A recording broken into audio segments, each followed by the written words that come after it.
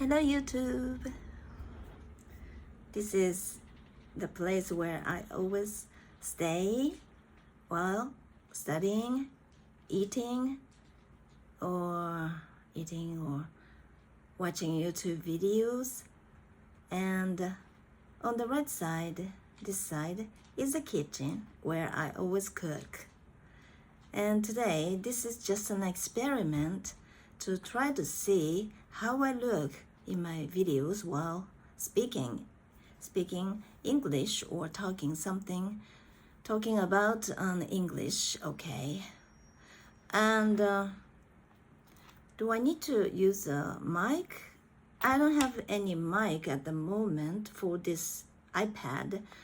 I chose iPad to videotape myself today because the lens for the iPad or the lens my iPad has is not very good. I mean, the quality is not very good. So if I videotape myself using my iPhone, then I look much worse. I mean, all those I don't know how to call it, stains or blemishes, or spots or even wrinkles and any others, okay, that I have on my face. I will be 60. I look younger, right? Yeah, I know. And this is not always a compliment. Okay, I understand that because I look inexperienced, okay, because I have this tendency called, or disorder, I should say, I have attachment issue, and I'm aware of this, and plus I have avoidant personality disorder. So that is why people with this disorder tend to avoid doing things that people normally have to do, like taking responsibilities in your jobs or something like that. And but people with this kind of tendency or disorder wants to avoid such responsibilities, and this makes them look younger because this actually makes them inexperienced, because in this way the more things they keep avoiding, then they can be inexperienced because they can't experience things that they should experience, right? Yeah, that is happening to me, and this makes me look younger than I really am. And I'm not really sure if I look younger than I am myself, but I've always been told by people around me that people are surprised to know how old I am. Always, different points of my life, I had many chances that when people told me that I looked younger than I was back then, and that is why I believe that I look younger than I am. But I'm not really sure if this is true or it's a good thing or bad thing. I don't know, because everything has both sides, right? Good aspect and bad aspect. So you cannot say that this is bad or this is good, because it differentiates depending on the person who is looking at it, right? So that is why I always speak like this, and all the videos in which I'm speaking in English on this channel, I'm improvising.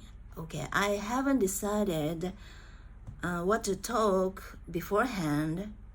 I tend to think about things in my mind, and I always wonder how to say this in English or something like that. It can be good practice for myself, but other than that, I don't do anything. I'm not doing anything. I should write more. Yeah, I understand, because it makes my brain more organized. And my brain is filled with many things. I mean, I'm neurotic, so I tend to be worried about very small things that people wouldn't normally notice.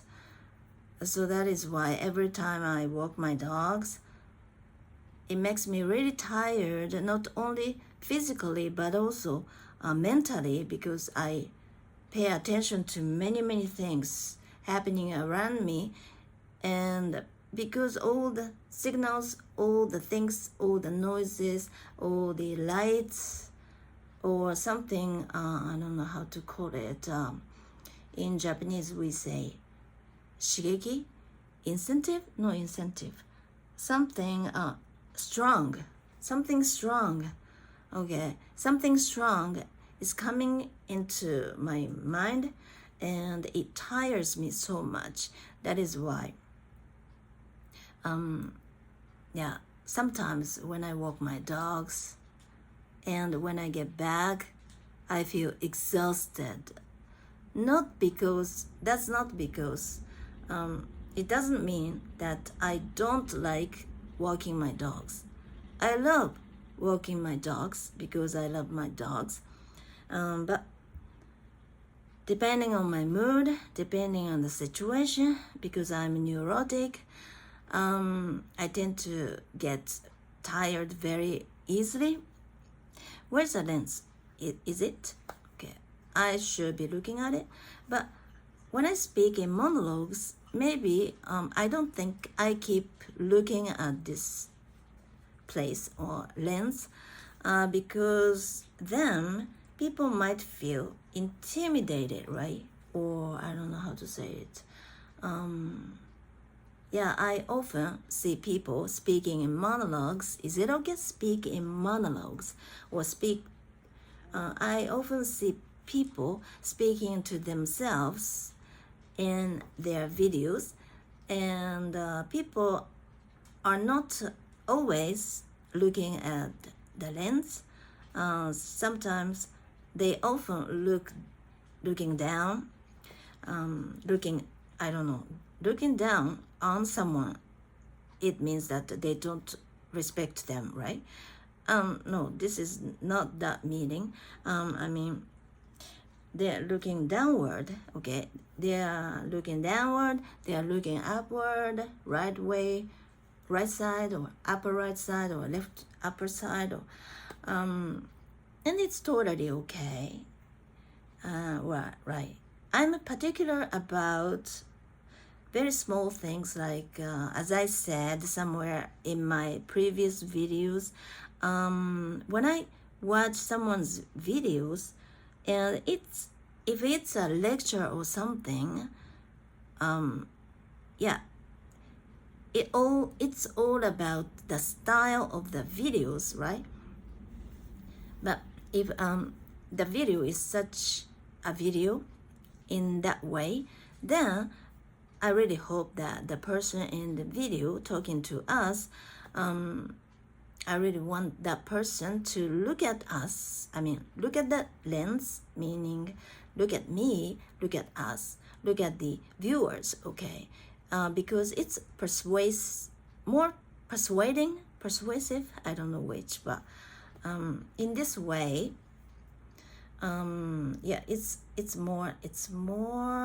it's easier for us to feel that this person in the video is thinking about us, right? And since I have attachment issues, I'm aware of this, and I am not trying to fix this. I'm trying to accept this as it is, because it's not good or bad, because you cannot as I said a little while ago, things always have two sides, right? You have to think about both sides, right? And if you find this something bad, but if you try to look at it from a different perspective, then it can be seen good, and you can learn from it anyway, right? You can learn anything from it. You don't have to force yourself to try to learn something from bad things, okay? If you feel that you don't like it, that's totally okay, because that's how you feel, right? So, what I mean by tackling my attachment issues is that I want to deal with my issues without ignoring it, okay? I'm aware of this, and I always feel that something is happening to me which makes me feel either sad or happy, okay? And every time something happens to me and I feel something, I try to be sensitive. I try to examine it thoroughly, and I try to understand how I'm feeling. I try to feel how I'm feeling, okay? I'm trying to be sensitive about my own feelings, okay? When my two cats passed away last year, back to back, they passed away at the age of 19.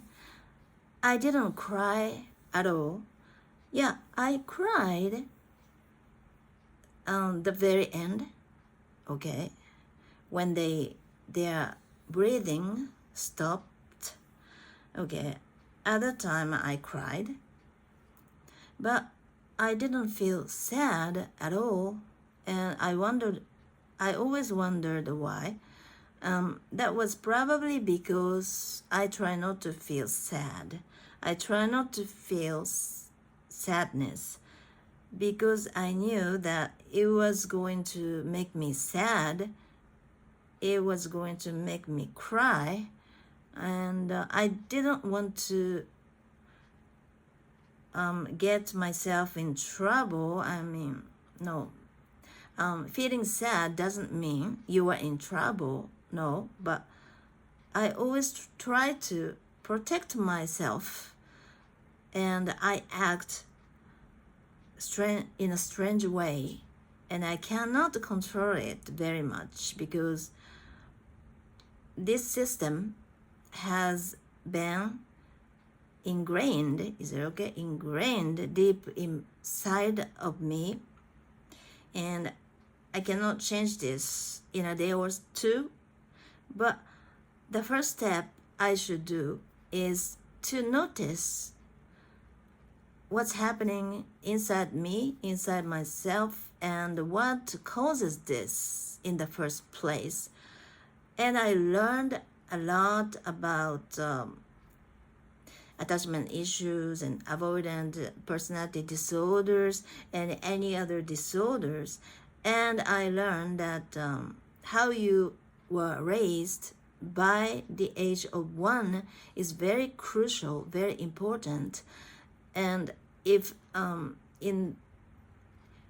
that time you were not raised with lots of affection, maybe because your mother has the key, okay, or your main caregiver, primary caregiver.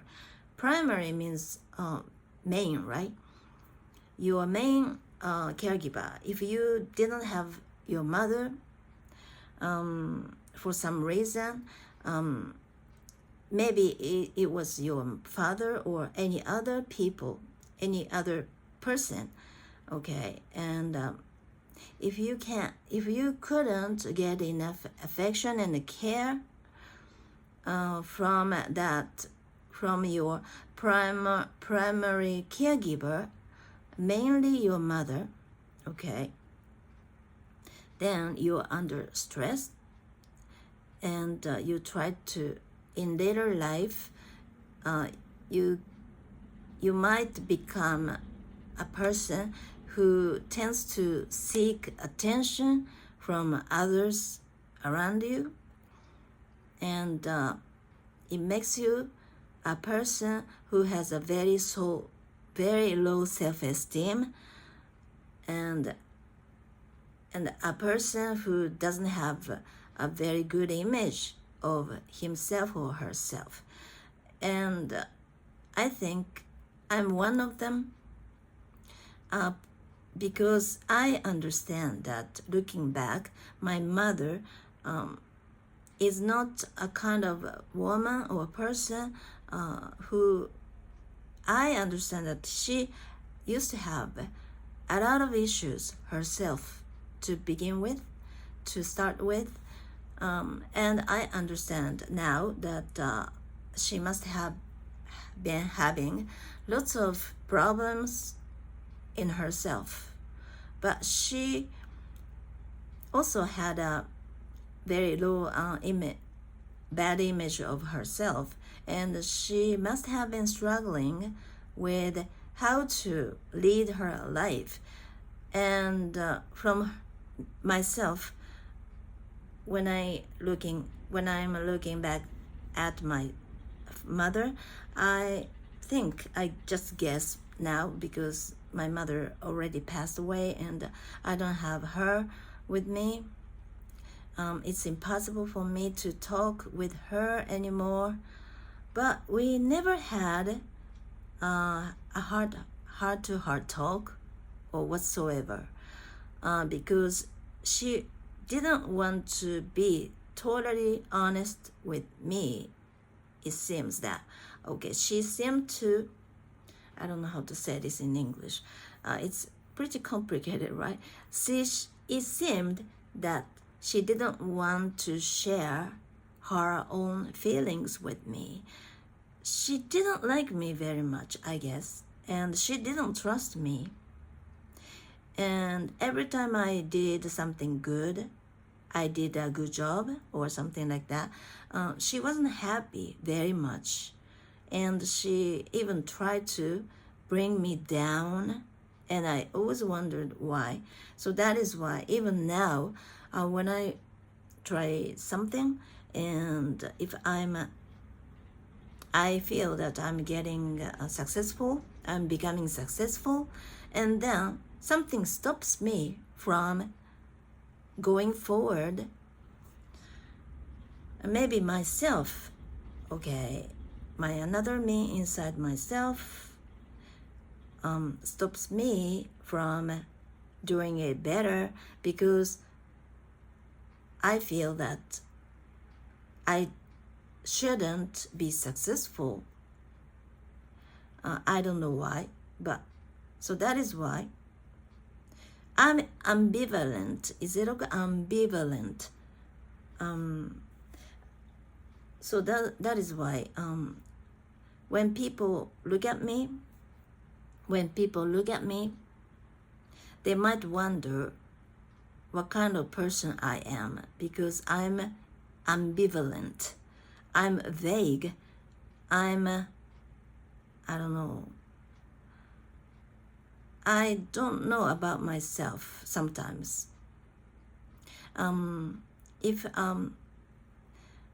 So because of attachment issue, I guess I don't know how to communicate with people in a real sense. People with this attachment issue tend to get too close to people, and when they realize that that person you like, or you get close to, turned out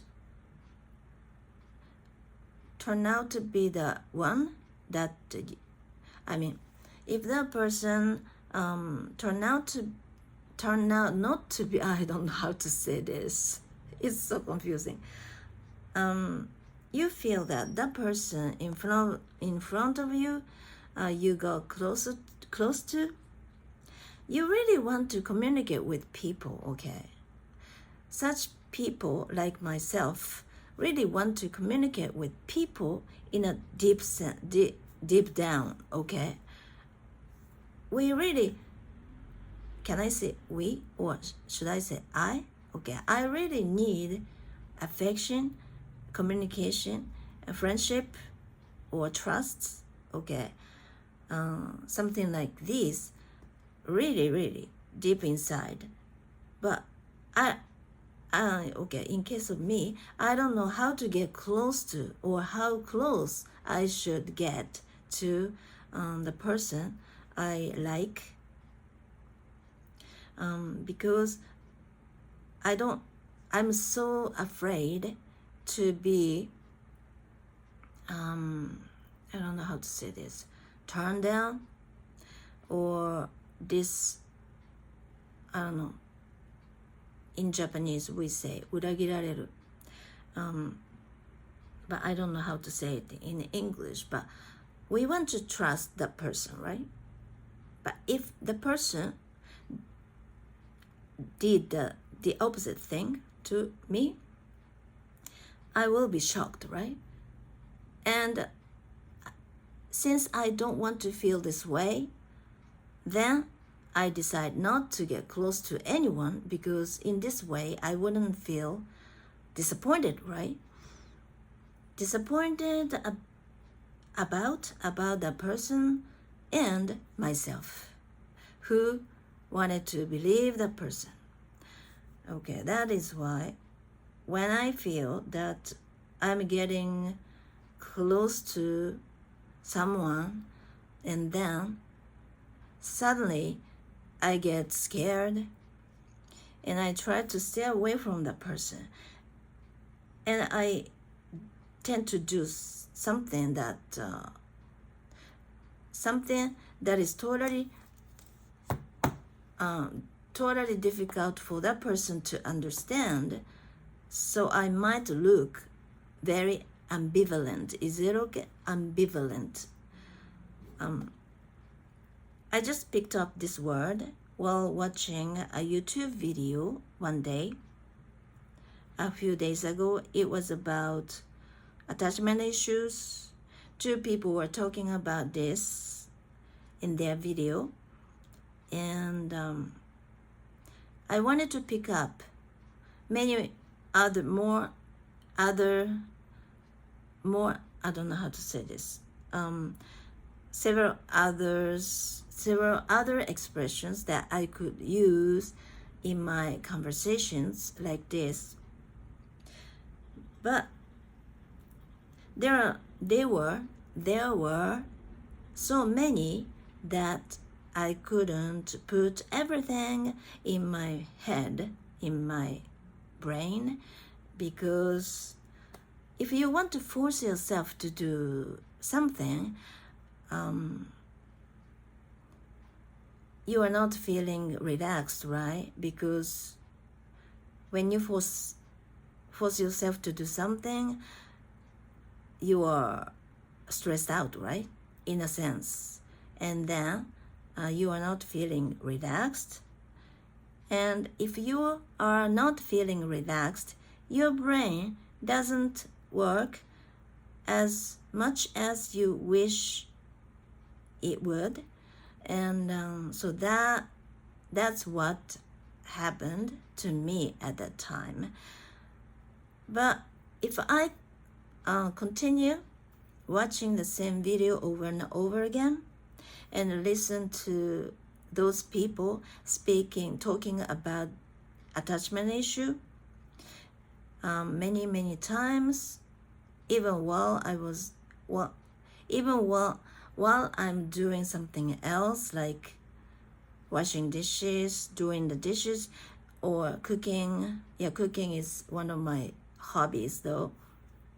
It makes me relaxed. It makes me creative. I really love cooking though. Okay, well, even while I'm doing something else, I listen to them talking about the topic, and then I can pick up very important expressions or words that I could use in my future videos or future talk unconsciously, and so it takes time. That is why I mean by you shouldn't force yourself to do anything if you really want to accomplish it, or if you want to make it happen. You have to relax. Okay, where was I? I always get lost and I forget what I was talking about. I was talking about, I forgot. Okay, yesterday I was talking about Miyavi. Miyavi is one of the very famous Japanese rock musician, and he's very unique in many ways. He started studying English around 2008, and I already started studying English back then, and it's been more than 10 years since then. Since I started. Okay, and then one day he decided to study English. Okay, he's not my friend or anything. He's not one of my friends or anything. He's a rock star, and I knew about him because he was famous, and I was not a fan of his, actually. I don't like him either, though. Back then, I was selling Japanese goods on eBay after quitting my part-time job at trading company. I started working at the age of 40. I did that job for a year, but I decided to quit because the boss turned out to be my senior in high school. I didn't know that when I applied for the job, of course, but my boss turned out to be someone who went to the same high school as I did, and he was 2 years old. He was 2 years older than I am, so it means that when I was in high school, he was in the same high school, and we went there together without knowing, okay? And he was very dominant and very bossy boss, and he probably looked down on women. I guess I just imagine that he would find women, someone weaker people. One time I told him that I wanted to quit, okay? And he told me that at that time I was 40, or I was about to be 40. Anyway, I was around 40, and he told me that you should stay here because a woman in her 40s, like you, cannot find any other good job somewhere else. So he said that I strongly recommend you keep staying here. Otherwise, you will fail or something like that. And it made me angry very, very much, and I decided to quit.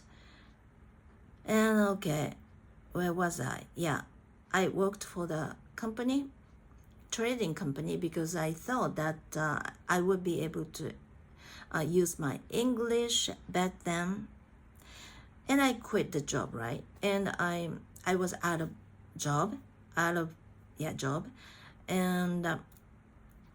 I chose this job, which I could sell Japanese goods on eBay. And before that, I was selling goods that I bought from somewhere, like at half the price or something. When I found those things sold cheaply at a supermarket or somewhere, and then I bought it and I sold it with a little bit of margin added. I sold it at a little bit higher price. So that's how I earned money. Okay, and for a while I was only selling goods on Yahoo Auction Japan. Okay, and then I switched it to, I don't know, I have more opportunities, or I have more places to sell things. Like I began to sell things on other auction sites here in Japan. But I decided to use my English to do that job.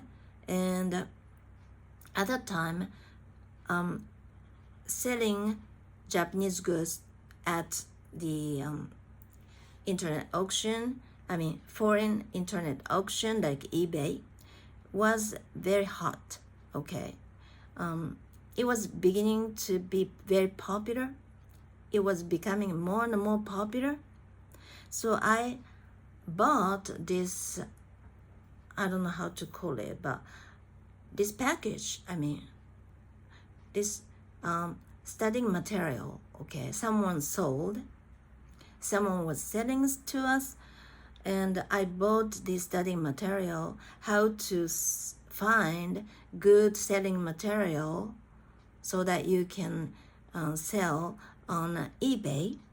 And I bought it and I studied it, and using my English, because as of 2008 or 7, okay, I already was studying English for more than 10 years, but my English was not as good as it is now, especially my spoken English, because I didn't practice very much. Okay, it's a long story, so I'm going to talk about this in some other future videos though. And I started selling goods on eBay, and talking about Miyabi, right? And I was selling Japanese goods, and the music category called VK, meaning it stands for visual K, and visual means the English word visual, right? And K means category in Japanese. So it means that it's a music category. I don't know how to call it, but in which musicians wear very gorgeous looking costumes, and they wear makeup, and they wear wigs sometimes, and they are very flamboyant. Is that okay? Flamboyant or extravagant? Okay. they look fabulous, okay, and they play music, okay, but visual is the most important part for them. So that is why the music category they are in was called Visual K, okay, and Miyavi was one of them. He used to be in a band called Dur Quotes or something. It's French, so I cannot pronounce it very much. But the band broke up, and he decided to pursue his career as a solo singer, and he was very, very popular among fans or VK fans, okay?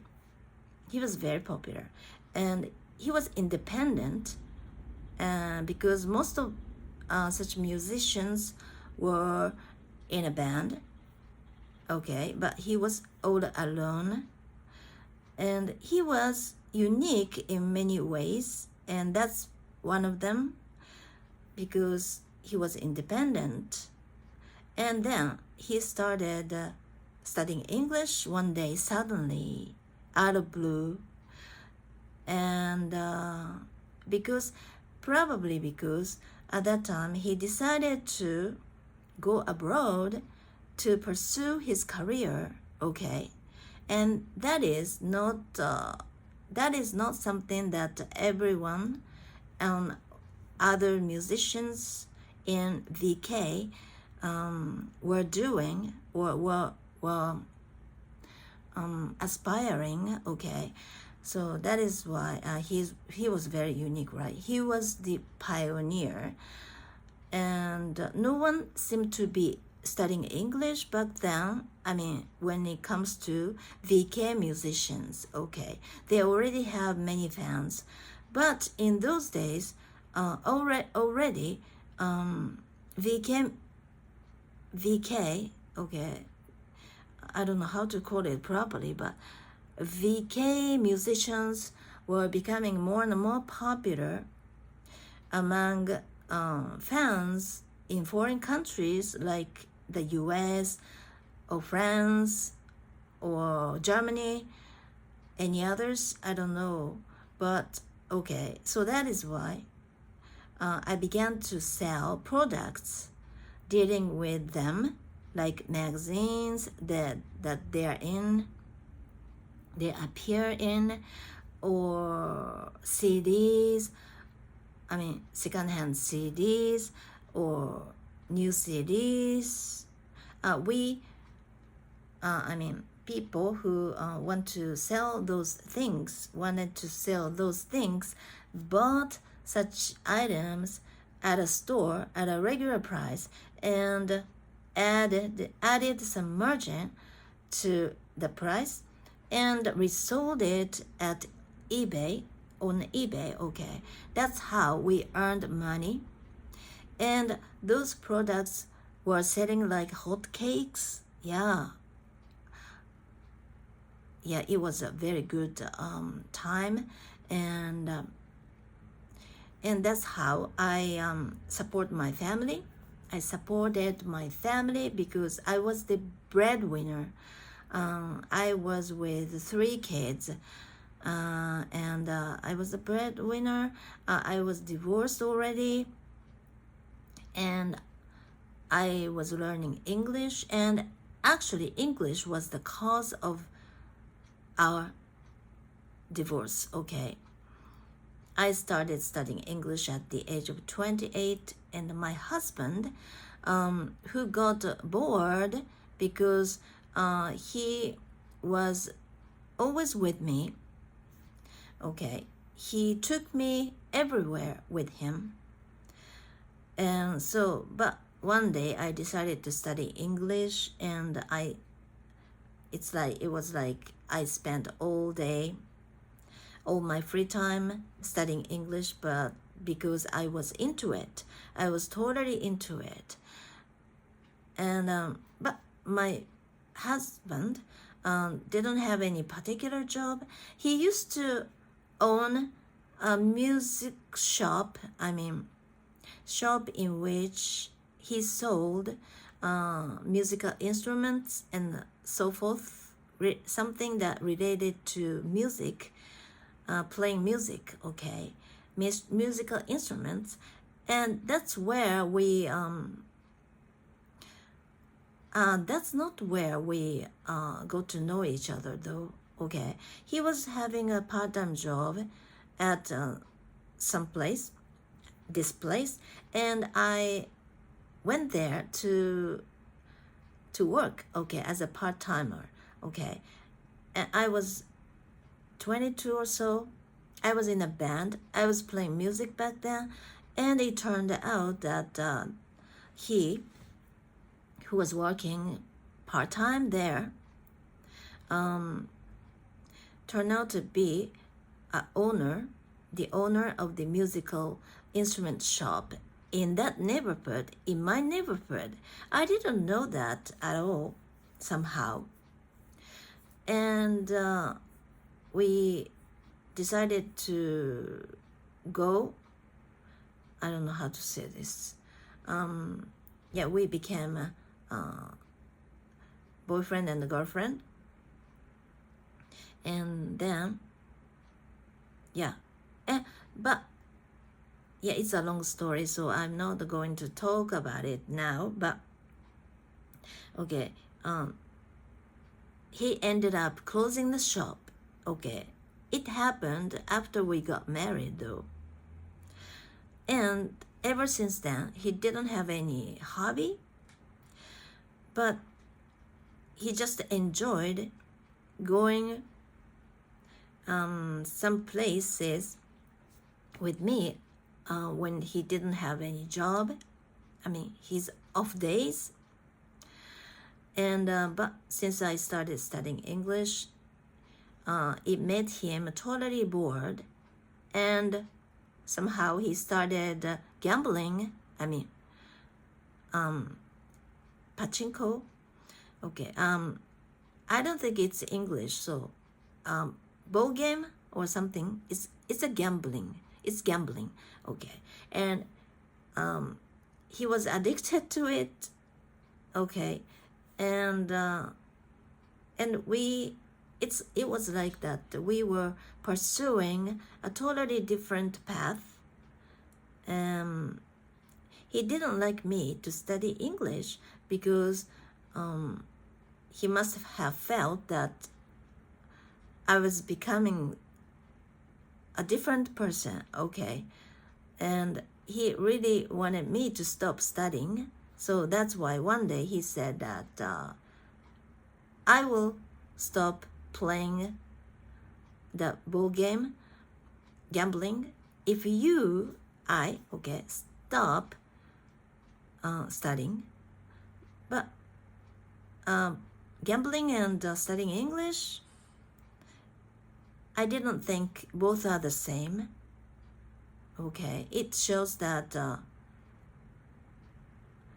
I felt back then that we were not going to be together anymore. So that's when I decided to get divorced. And ever since then, I became a breadwinner, and I had to work outside, which something that I didn't want to do. Okay, working outside is the last thing I wanted ever since I graduated from high school, because I did a lot of part-time jobs, because I had to earn money to support myself, right? Even I was still single. But working for someone full-time, for example, and being employed scares me so much, probably because of this avoidant personality disorder thing. And anyway, I was very scared of working full-time. So that is why I always chose part-time jobs. and I used to be in a band. I really want to keep playing music, and I haven't I didn't become a professional musician or whatsoever because I'm not skilled enough and I was not lucky enough. Um, so, but still, playing music seemed to be much better than working full time, doing some work that I didn't want to do. And I married pretty young, but I got divorced. And ever since then, I had to work myself and I started working. But the last job was the job at the trading company, and I quit in a year because the boss was very dominant, and I didn't like him very much. I didn't like his attitude toward women, toward me, and he was very I don't know how to call it, but prejudice, biased idea. He had this biased idea about women, I guess. And okay, and then how long? 46 minutes I've been talking. Okay. Yeah, my practice is always like this because this is not the kind that I make to entertain people, all right? And Miyavi, yes, his English. Yeah, yesterday I heard his English for the first time in a few years. And that video was from 2022. It was even 2 years ago, and back then already his English was excellent, amazing, and I was amazed, I was impressed, but at the same time I was overwhelmed and I lost confidence. I wasn't confident at all yesterday, and I was talking about him when I went to that trimming salon I always go to for my dog's subscription. I mean, dog's dental care subscription. I go there 2 or 3 times a week. It's been about a month since I started taking them to have their teeth brushed. And every time I drive, now I drive more frequently than I used to, than I was a month ago. Okay, and I make it a rule to practice speaking English in my car because all I do in my car is just to drive, right? And I decided to speak or talk about anything I have in my mind, and this can be good practice. And yesterday I was talking about Miyavi and how I felt when I heard him speaking English for the first time in a few years. How amazed I was, how impressed I was. But at the same time, especially when I was talking on my way back from there, I was totally under pressure, and I was not confident at all while speaking English. I felt like crying. I felt like stopping talking, but somehow I kept talking. I tried to express myself, and I couldn't help but speak very slowly, and I tried to speak clearly as I could. try to make myself calm down, because I thought that it would teach me how to deal with my difficult times, even though I feel devastated.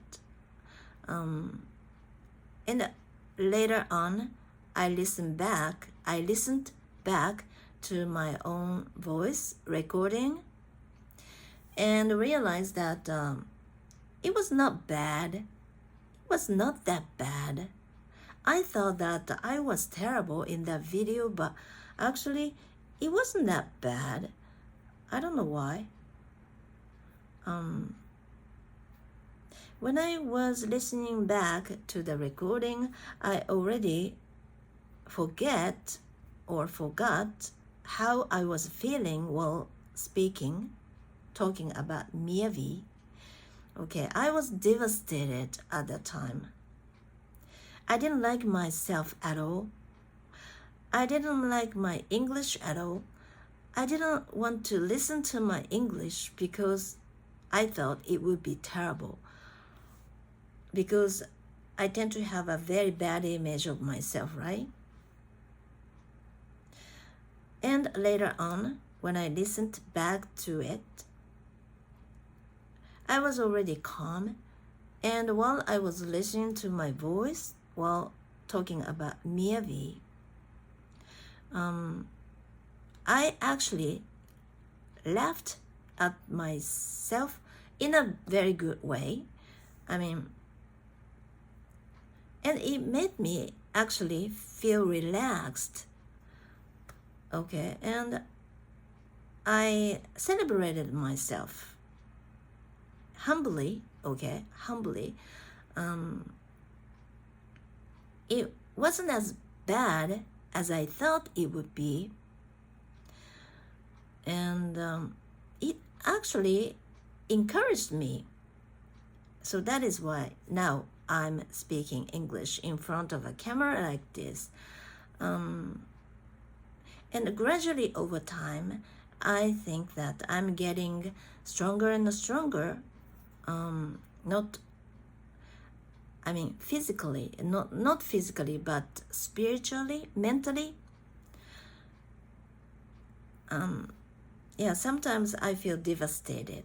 I feel so discouraged, and I didn't feel like speaking English anymore. I don't want to listen to my voice at all, somehow. And sometimes I can be self-conscious too self-conscious. But as I do this practice more and more, the more I do this practice, the easier I hope it gets. And just because Miyavi speaks such great English now is that he has done so much, right? He spoke so much. And he's a very determined person. That's what I respect him about. When he promises something, he make it happen. So that is why. And he's now a great dad with 3 kids. They all speak English. It makes his English even better. It helps his English improve so much. Yeah, I'm sure. I talked about Miyavi and how I was amazed at his English to my daughter yesterday. I was excited when I was talking about him in front of her, and she also knows about Miyavi because he is very famous. And I sometimes talk about him with her. We have a lot in common about that artist, okay?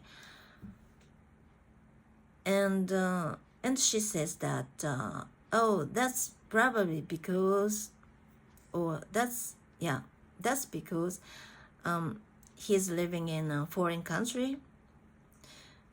But to be honest with you, when I heard her saying that, I feel a bit discouraged, disappointed, because people tend to think that living abroad makes you fluent in your target language, right? That's not easy. This is what I hear, but there are many people who go abroad, but still, after many years, they are still can't speak the language very well unless they try to do it themselves. So if this is true, why not I try to improve my English only here in Japan? Isn't it possible? I guess. Yeah, I think so, because language learning is not about living in the country where the language is spoken. It's much better because you can feel the culture and atmosphere directly, right? So it's much better. But if you don't have the opportunity to go and live in the country where your target language is spoken, but still you can improve your target language in a place where you live.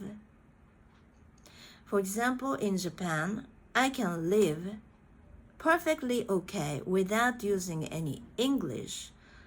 So that is why not many Japanese people are good at English, because we can survive without English here in Japan. It's very simple. One of the reasons that we are not good at English is probably because grammar is so different. I mean, English grammar and Japanese grammar are totally opposite. So that is why we really have to work hard to get accustomed to English language. We only study English at school, and that's not enough, right? That's not enough. We never practice speaking at school. We only read something difficult. We only memorize difficult vocabulary. But this doesn't make you fluent when it comes to spoken English, right? Yeah, I learned this yesterday, and this was not new, but I watched this YouTube video in which they explained why you can't speak English, and it made me realize that this is the main reason why you can't speak English, no matter how many years you study English. This is what I also did just until recently, though. Okay, and when I started, even before I started practicing my spoken English, you already have so many passive words in your head, but you don't know how to use them, right? That's the main cause of why you can't speak English, no matter how many years you have been studying it. So, in order to make yourself a fluent speaker, whether it be English or Spanish or any other languages, okay, all you need to do is try to use those words, passive words, that are in your head, that you can understand while you are reading or even listening, but you cannot use it in your speech because you are not using them as often as you should. So that is why it's totally okay if you are okay, your vocabulary is limited, but you actually need a certain amount of vocabulary, okay, because with very, very limited vocabulary, you cannot express yourself effectively, right? But with the vocabulary knowledge you have already, then you should practice how to use them. And this is what I'm doing now. Okay, I try not to expand my vocabulary. I try to expand my vocabulary that I can use actually in my speech for my practice. That is why it makes me more careful about those useful words and phrases now. I'm now paying more attention to those useful expressions. It's very good. Unless I have this opportunity to practice my spoken English, no matter how hard I try to expand my vocabulary, that's almost nothing. I can use them when I read something, but if you are trying to read something difficult, no matter how much you try to read such things, your conversation skills, it won't help your conversation skills improve unless you try to practice it over and over again, every day, continuously, right? So that is why I don't want to give up, because I really want to be like Miyavi. He makes his dream come true. And he also, when he just started studying English, he suggested his fans they should study English also, because it would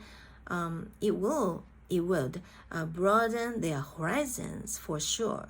That's how he felt already, and he made his dream come true. He's a person that keeps his promise, and I respect him so much. He's such a cool person. He's great. He's just great. He's fantastic. And he's now a good daddy. And so there are a lot of things that I want to talk about him, but now it's already past 1 hour, so I should stop here, and I'll go back to my learning Spanish learning. The book I explained in my yesterday's video recording was this one. I took off the cover so that I won't damage it. But this book consists of very short sentences and a picture, okay? And as you read more and more these short sentences, simple ones, looking at all those pictures that help you understand the meaning of the sentences, in a real sense, you can acquire that target language. It's very easy to do, and it's very simple, but people tend to find it too easy, too boring. But I think this is the most efficient way of acquiring your target language, like kids do. Okay, so that is why I try to take good amount of time, or a lot of time, to do this. And I try to read each sentence not only once, but multiple times, in a different way. I don't read each sentence automatically or like a robot. No, I try to read sentences while thinking about the meaning, how the sentence is constructed, what kind of expressions or set phrases are used, because these set phrases are called chunks, and this is what I can use in my speech. It's like a building block and consists of each small word. You cannot use each small word one by one. It's not efficient.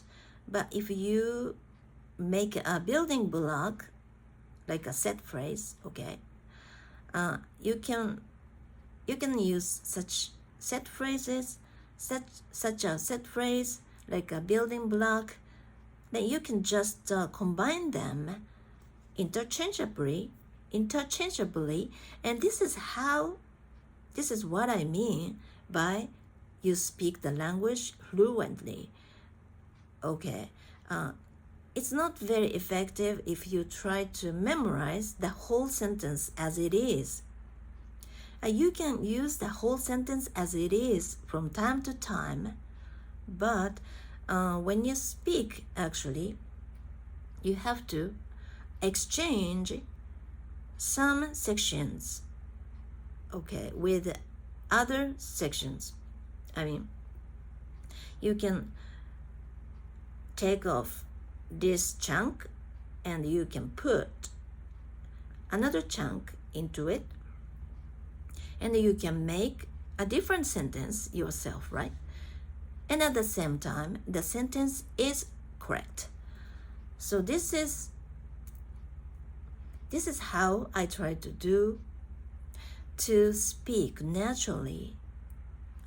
You don't have to, or you shouldn't make your own sentence, okay? You can just borrow those chunks from somewhere else and put the appropriate space, okay, and to make a natural, creative sentence, okay?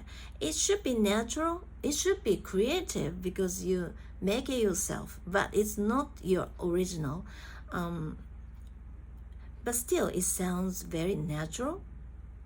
So that is why every time I read this book or any other textbook, this is another textbook that I find it very interesting to use now. And it deals with very simple grammar, but this book is full of useful chunks, those chunks, okay, that I can use in my speech, in my writing. And when I pay much attention to all those set phrases or chunks,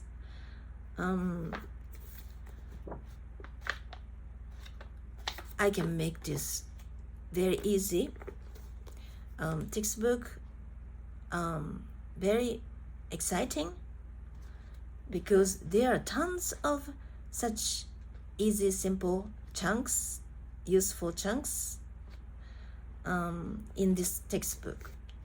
Okay. I did this textbook for a while before, but I tend to think that this was too easy for me. So I thought that it would be boring for me to go back to this textbook, but that was totally wrong.